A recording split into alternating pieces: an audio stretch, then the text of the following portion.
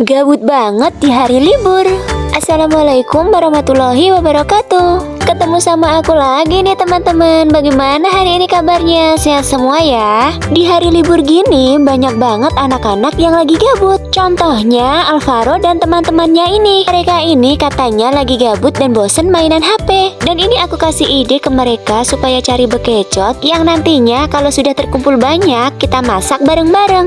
Aku kasih ide mencari bekecotnya di sekitaran rumah saja. Karena semalam itu habis turun hujan, pasti bakalan banyak bekecot yang ada di sekitaran rumahku. Dan ini di sekitaran daun ubi ternyata banyak sekali bekecot yang ada di sini. Memang harus telaten sih mencari bekecot itu, karena bekecot itu sukanya di tempat-tempat yang tersembunyi. Beda lagi kalau kita nyarinya itu di malam hari. Kalau di malam hari bekecot itu suka keluar dari tempat persembunyiannya. Karena kita itu nyarinya dadakan dan tidak ada rencana sama sekali, jadi kita nyarinya di sekitaran rumah saja. Walaupun kita itu nyarinya di sekitaran rumah, ternyata kita dapatnya itu lumayan banyak. Teman-teman tahu tidak kalau bekecot itu banyak sekali manfaatnya bagi tubuh kita. Selain mengandung vitamin A dan E, bekecot mampu meredakan anemia dan juga mencegah kerusakan mata. Ternyata bekecot itu juga bisa digunakan untuk bahan kecantikan juga loh. Dan masih banyak lagi manfaat bekecot bagi tubuh kita. Oke, sekarang kita lanjut ya. Setelah berputar-putar mencari bekecot lumayan lama,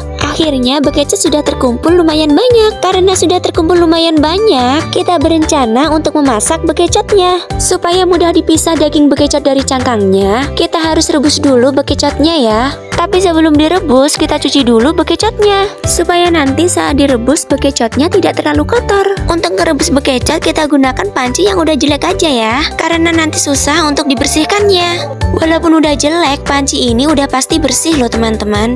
Oke, kita lanjut masukin bekecotnya ke dalam panci. Kita pilah-pilah satu persatu, takutnya ada kerikil yang masuk dalam bekecotnya. Setelah semua bekecot masuk ke dalam panci, seperti kataku tadi, kita cuci bekecotnya terlebih dahulu. Kita cuci sampai bersih ya, dan setelah kita cuci, lanjut kita rebus bekecotnya. Dan ini waktunya kita mulai merebus bekecotnya.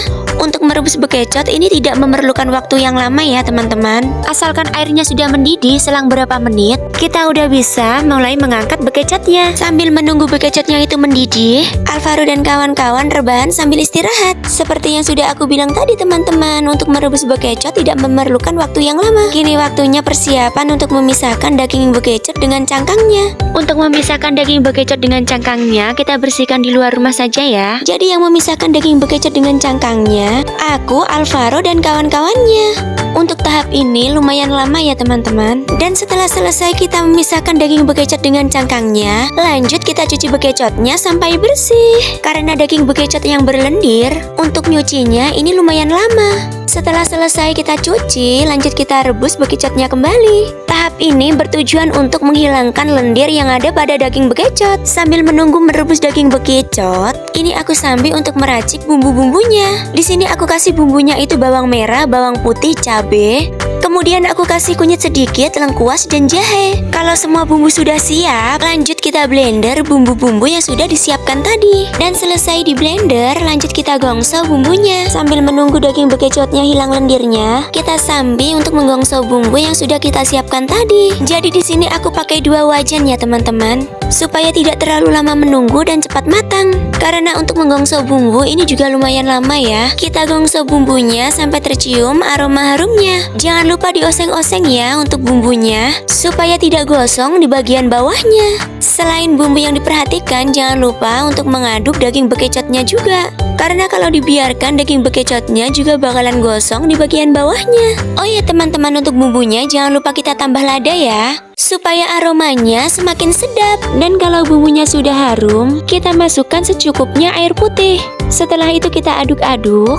Dan kalau sudah mendidih, lanjut kita masukkan daging bekecotnya. Oh ya teman-teman, setelah direbus tadi daging bekecot ini, kita cuci lagi sampai bersih untuk menghilangkan lendir yang ada pada daging bekecot. Pokoknya nyucinya itu nggak cukup 1-2 kali ya, supaya daging bekecot benar-benar bersih dan layak untuk kita konsumsi. Lanjut ya, setelah daging bekecot kita masukkan, jangan lupa dioseng-oseng ya, supaya daging bekecot tercampur rata dengan bumbunya. Di sini kita tunggu sampai mengering ya. Dan kalau sudah mengering, lanjut kita kita masukkan kecap dan penyedap rasanya. Kalau sudah sekiranya matang, bisa kita angkat dan kita pindahkan di mangkok yang sudah kita sediakan. Nah, kalau sudah seperti ini, bekecot sudah siap untuk kita nikmati. Di sini Alvaro dan kawan-kawan sudah tidak sabar untuk menikmati daging bekecot ini. Kayaknya mereka udah gabut ya karena aku masaknya itu terlalu lama. Tenang, masakan sudah matang dan kini tinggal menunggu nasi dan daging bekecot yang siap dihidangkan. Kebetulan ini sudah waktunya makan siang, jadi daging bekecot ini bisa kita gunakan untuk lauk makan siang.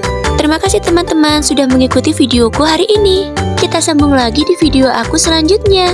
Jangan lupa like, comment, subscribe, dan share ya, supaya aku lebih semangat lagi bikin video aku selanjutnya. Wassalamualaikum warahmatullahi wabarakatuh. Dadah.